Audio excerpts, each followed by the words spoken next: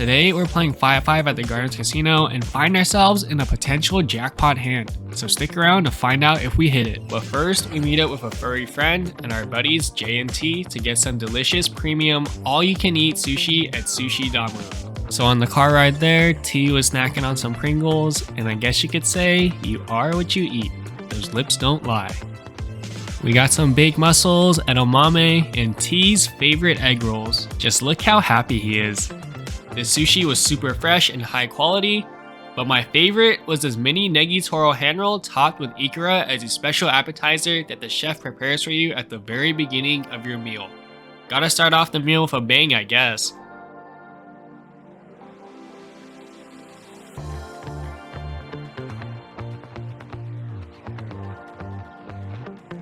It was a fantastic meal. Thanks for the recommendation, T.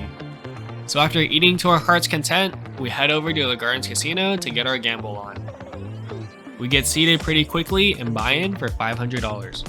We play a lot of hands in the beginning, mostly taking hands down pre-flop, but nothing too interesting happens until we look down at King Jack of Clubs on the button. The hijack opens to $25. I can definitely put in another raise with some suited Broadway cards, but I choose to just make the call in position looking to see a flop, and the small blind calls as well. Going 3 ways to the flop comes Queen Jack 10, 2 spades, and 1 club. The small blind and hijack both check to me. So with middle pair, an open-ended straight draw, and a backdoor flush draw, I bet out for $35 and they both make the call. So still 3 ways. The turn is the 5 of clubs, giving us a flush draw now. We have so much going for us on this board. We have every draw imaginable and middle pair. Any ace or 9 will give us a straight, any club will give us a flush, and another jack will give us trips. My opponents check to me once again, so picking up a ton of equity on this turn card, I size up large to $120 and only the small blind makes the call. I'm putting the small blind on either a queen or a spade draw, so heads up now. I'm definitely thinking a club would be nice, and the poker gods answer my prayers because the river is the 7 of clubs. Cha-ching! We backdoor the king high flush. Ask and you shall receive, baby. Let's go. And even better, the small blind now goes all in for $110, doing the betting for me. I obviously snap call with the second nut flush, and our opponent surprisingly shows ace 3 of clubs for the first nut flush.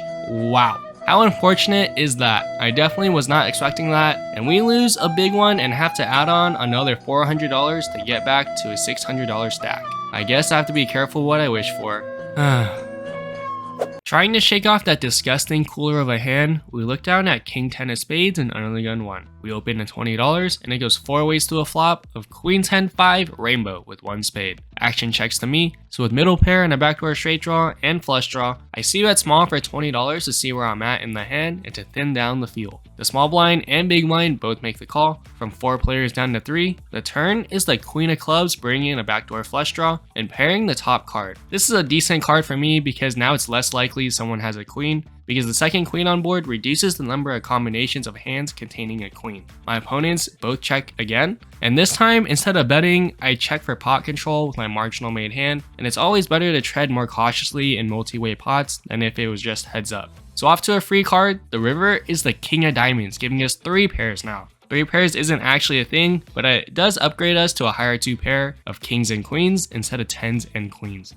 However, this is honestly not my favorite card to see because Jack 9 gets there for the straight and any queen still beats us. The small blind checks, so that's good. But the big blind, no, he doesn't check. He bets out for $55. The big blind is a middle-aged white guy, and they don't usually tend to bluff too much in my experience, especially multi-way. But I'm curious and can't really help myself, so I make the call with my improved 2 pair and the small blind folds. Our opponent shows Queen 9 of diamonds for trips. Yeah, bad call. I knew I was beat, but just wanted to see his cards to be honest, which is a very bad habit to have in poker, but at least we have info on this guy now. Our stack goes down to $475, not a great start to the session.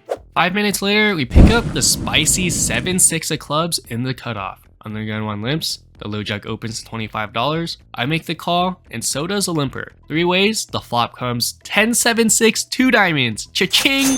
We flop 2 pair. My opponents check to me, so with 2 pairs and a very draw heavy board, I bet out for $50, a 2/3 pot size bet, and only the limper matches my bet. He can have all sorts of hands to call me with, like any 2 diamonds for a flush draw, 8-5 or jack-9 for a straight draw, or a 10 for top pair. So down to heads up, hoping for a black card. The turn is the 3 of clubs. Nice. Pretty clean card overall. Only a hand like 4-5 would have improved, and our opponent checks again. So with the board getting more and more connected, I need to charge my opponent a hefty price if he wants to see the last card. Therefore, I size up to $150, planning to jam my last $200 on the river. He doesn't like these inflated prices, just like every other Californian consumer in this economy, and he returns his cards to the dealer. We take down our first decent pot of the day, and our stack is at $570, and we seat change to our right to get a better angle for the vlog.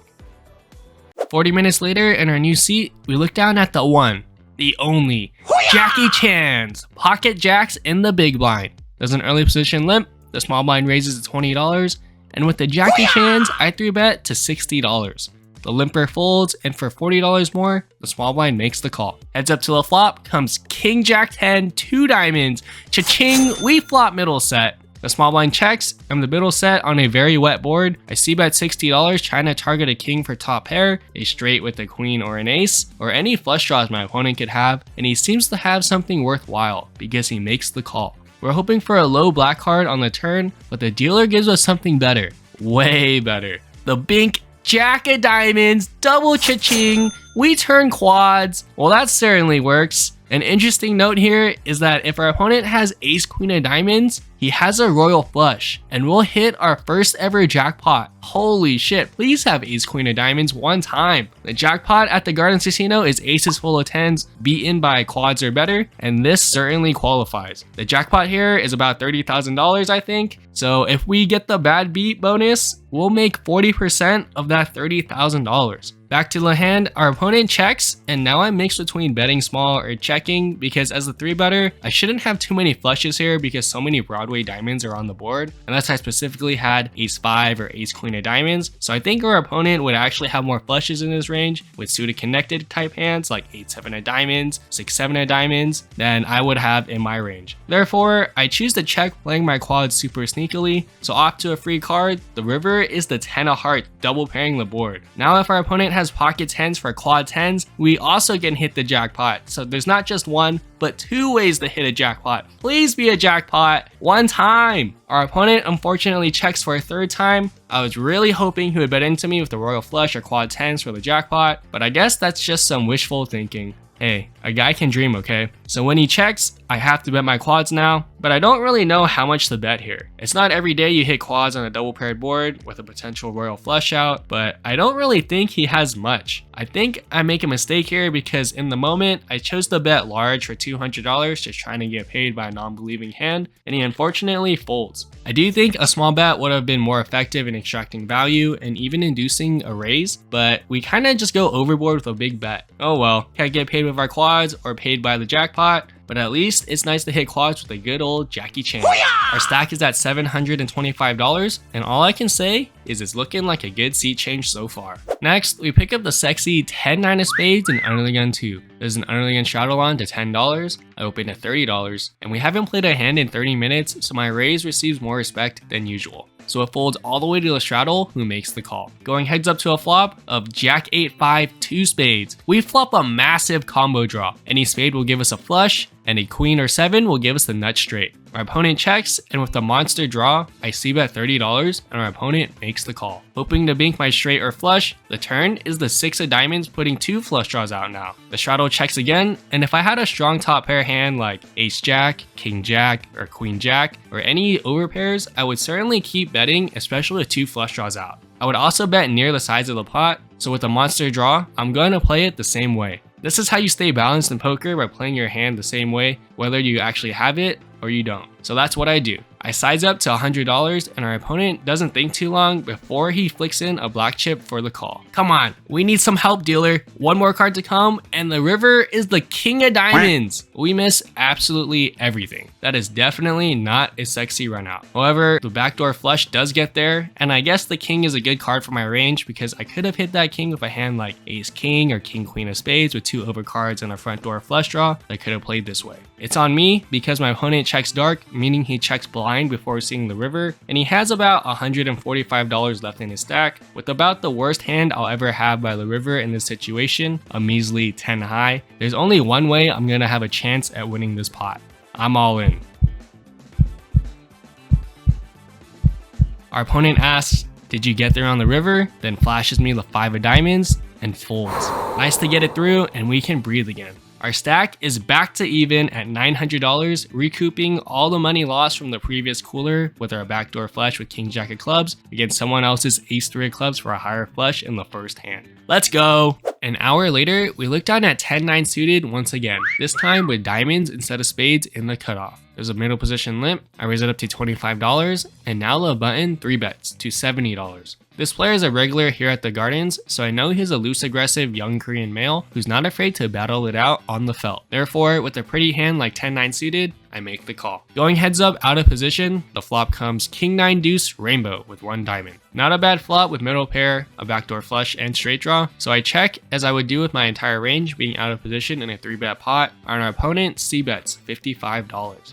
Not going anywhere, he could certainly just have ace high here, so I make a pretty standard call. The turn is the 2 of hearts, bringing in a backdoor heart draw, but other than that, it's a pretty big brick. I check again, and our opponent slows down and checks. Okay? Feeling much better about my hand after he checks. The river is the 8 of hearts. The backdoor flush gets there, and we still have second pair. I check for a 3rd time, and now our opponent bets out large for $200. A very polarizing bet. He's saying he either has a very strong hand like ace king, a set of kings, a set of 8s, or a backdoor flush. And if he doesn't have any of those, then he probably doesn't have anything. I don't really think he has much because it seems to me like he's trying to buy the pot after I check 3 times. I've seen this player attempt huge bluffs in previous sessions, so I know he is 1000% capable of bluffing this river with just the ace of hearts. I also think if he had a hand like ace king, I think he would have bet the turn, so the fact that he checked the turn and is betting river seems like he's just trying to bluff me out. I don't think he has a hand like pocket queens or jacks because they probably wouldn't take this sizing, so I eventually think about it and I stick in the call, and he shows me the dreaded ace 6 of hearts for the nut flush.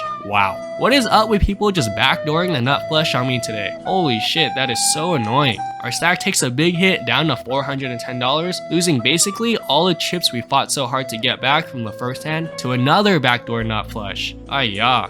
Well, we can't complain that much because we witnessed one of the worst bad beats I've seen in a while. There's a 4-bet pot to $210. The flop comes jack 8-7 all spades. The small blind checks. The 4-better in early position c-bets $40. And the small blind check jams for about $350 to $400, and the other position player calls. The run out comes running jacks. No more spades come, and the small blind has 9-10 suited for the flop straight, and the other player has pocket aces that goes runner full house. Holy cow. And I thought I ran bad with 10-9.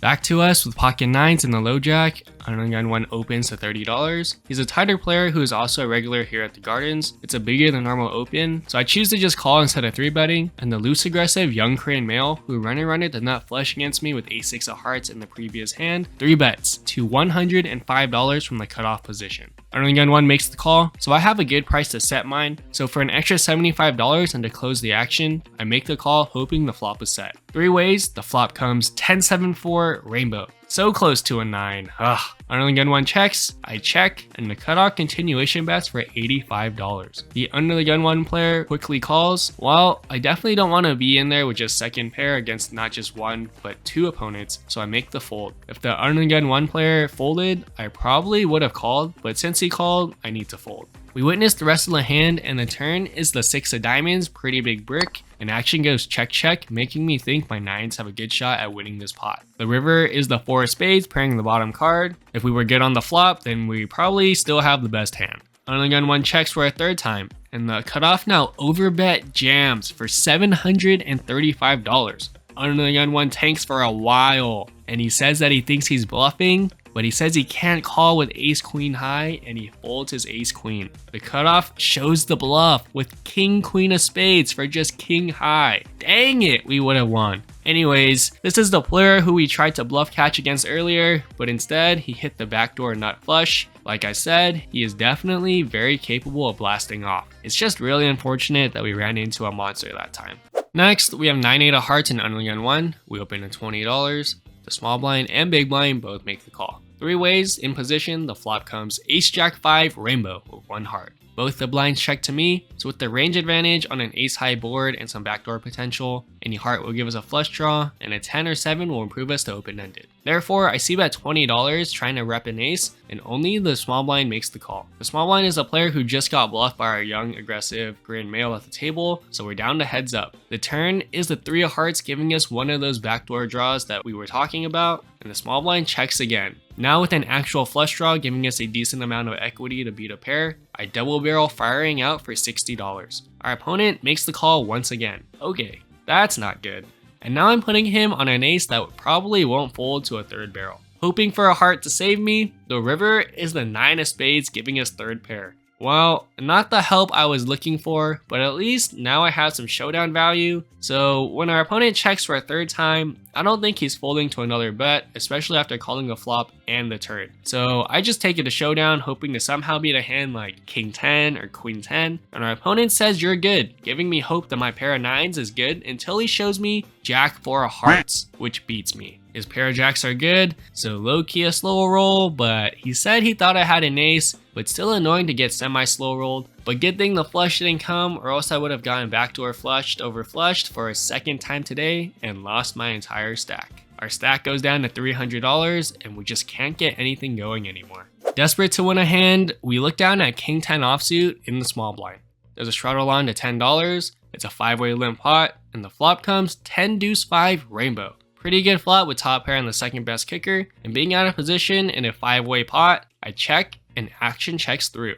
The turn brings in the 4 of clubs, putting out a backdoor flush draw and connecting to a board some more. Don't think I can afford to let it check around anymore, so I bet out for $25 and only the big blind makes the call. Heads up, hoping for a non-club, the river is the 2 of clubs. Well, isn't that just lovely?